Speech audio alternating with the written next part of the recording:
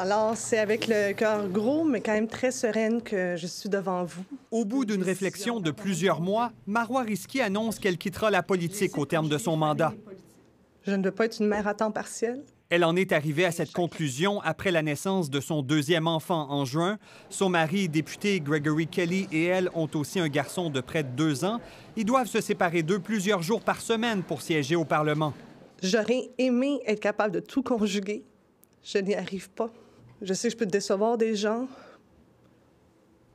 mais je ne veux pas décevoir mes garçons. Je suis très triste de son départ.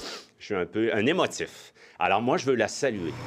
Des élus de tous les partis ont souligné sa contribution et reconnaissent que la conciliation travail-famille pose un défi. Moi, j'ai eu 2 enfants en étant ministre et je le fais, mais je reconnais que c'est difficile. Quand on a des enfants, qu'on est loin de ces enfants-là, que les enfants reviennent à la maison, ils ont eu des bonnes journées, des moins bonnes journées, on n'est pas toujours là pour leur parler, pour les accueillir, pour les conforter. Ce serait bien au Québec qu'on soit capable d'attirer des jeunes qui veulent faire de la politique et qu'on ne leur demande pas implicitement d'abandonner leur projet de famille pour autant. Salut, ça va bien? Gabriel Nadeau-Dubois est parmi les parents de jeunes enfants à l'Assemblée nationale, dont la circonscription est à des centaines de kilomètres. Il en attend un deuxième prochainement. C'est sûr qu'on redoute les aménagements que ça va nécessiter.